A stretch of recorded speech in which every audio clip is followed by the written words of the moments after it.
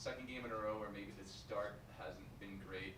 Found yourselves behind in the third quarter, but made a big run to kind of break the game open the other way. What's kind of caused the slow starts but allowed you guys to turn around in the third quarter? I think a lot of the slow starts have been caused by our defensive lacks. We're trying gap defense this year, so it's a lot of like hedge and recover, a lot of the screen work that we need to help on. And I think second half, especially this game, we just came out with an attitude like we lost to this team obviously last year, and we're not going to let that happen this year.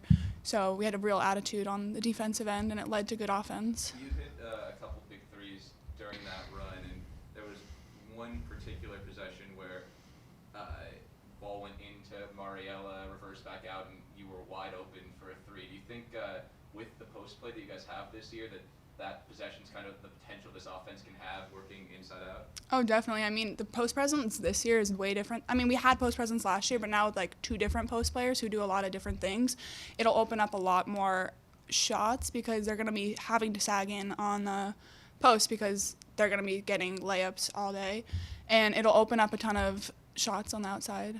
Has it been a tough adjustment at all for you this year? Like you're in somewhat of a different role. The team's playing a bit differently, obviously a much more defensive style. Has it been hard to jump into a role like that, where maybe last year you guys were a little bit more run and gun?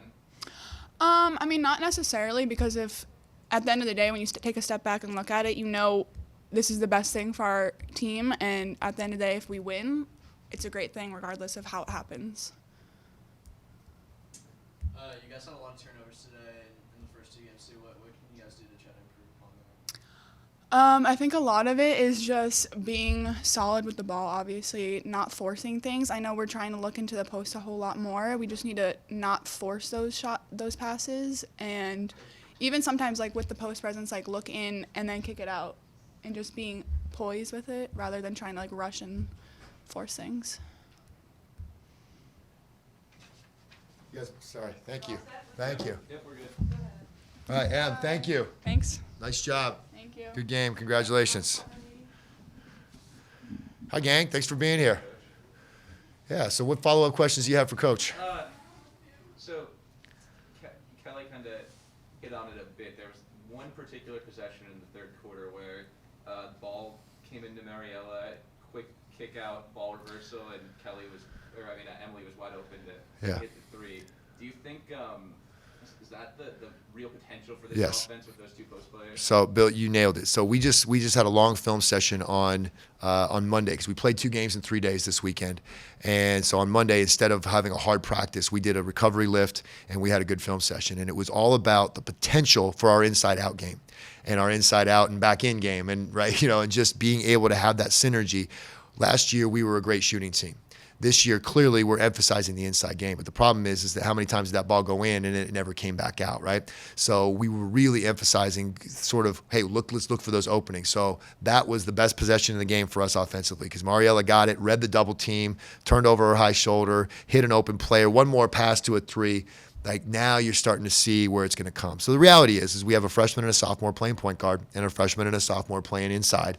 And our shooters are our elder stateswomen. And so it's all still just got to come together. But as you and I talked about on court, because we're defending, we can stay in games until our offense finally comes around. And like you said, it took us till the third quarter to get a possession like that.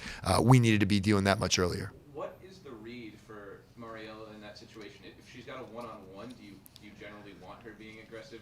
Yes, right? And that's what we've never been able to do before is have a post player who can flat out score one-on-one. Now, let's be honest, Mariella, had some one-on-one opportunities and she faded away a little bit instead of really attacking the rim, so she didn't finish as well. But, you're talking about a kid with really good talent. And I'm going to throw Katie Quant in that same thing.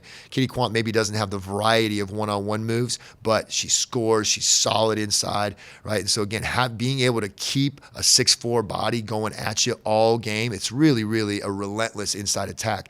We just haven't yet gotten the full connectivity between our outside game and our inside game, and then back to our outside game and back, and again, when that happens, again, I really think we're going to be able to stretch the floor in huge ways and score easy baskets inside as well as get open threes on the perimeter, and that's when I think you're going to really see us come along. What do you see out of Mariella today besides the passing? Yeah, so look, she fought through frustration better. One of the things that young players struggle with sometimes is, well, I didn't play as much today, or I missed some layups, or I don't know, coach got on me for my defense, and so then it affects other parts of their game. And to be honest with you, in the main game, some of her frustration showed through.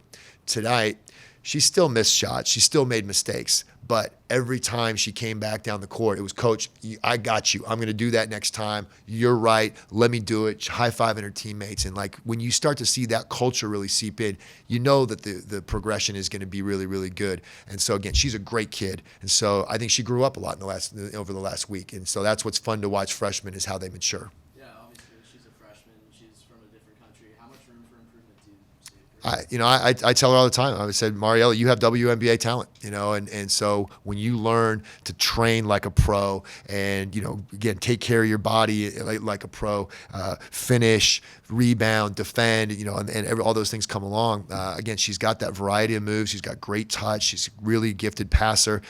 It's just learning those reads that we were talking about and kind of understanding where those openings are going to be. But yeah, no, she's going to be really, really good. And believe me, I'm going to be on her every day, until she reaches that potential. And even then, I'll probably still be on her. You mentioned it on the court a little bit, but this was with going 10 deep, and this was the type of game where maybe you needed, in the 4 spot, you needed Emily more today, whereas last game you needed Ella more. Right. To have that ability to attack with different lineups, go 10, 11 deep if you need to. Sure. How much harder is that going to make it for teams to prepare for you guys going forward? Agreed. It just gives me so many weapons. Is again what you're referring to. We talked on court was last game. We needed defense, and we needed somebody to defend number 31 for Maine. And Ella, that was her thing.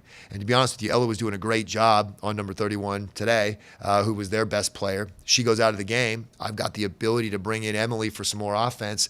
Emily goes in, does a nice job, and again, she has a great game. And that's what's fun about this team, is that we've got the ability to throw lots of different lineups, lots of different kinds of basketball at them.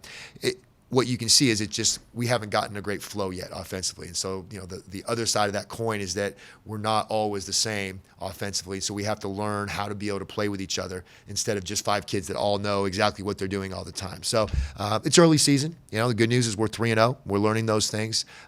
We've got a good game against BU coming up on the road. And then we head to the Bahamas to play Utah and Oklahoma. And then we go on the road to Purdue in the ACC Big Ten Challenge. So we're going to get tested. There's no question. Touched on it briefly. Ella today, only 11 minutes. What do you see coming from her for the rest of the season? Yeah, look, Ella's a great player. Ella's a starter for a reason. She's our best defender. She's our best rebounder. So even though she only played 11 minutes, she still had one of our leading rebounding totals. The kid's a stud. She plays hard. She defends. She does all the things I want her to do. But again, here's what's great about being part of a team is that, hey, there's some nights when you need this, some nights when you need that. Ella's got an emerging offensive game. She had a great left-handed drive today that she finished early. She's been able to throw some really good passes. Ella's going to be fine. And again, you're talking about playing freshmen. There's a freshman starting right at the ACC level, and again, she's learning every day. Love coaching her. She's going to be really good.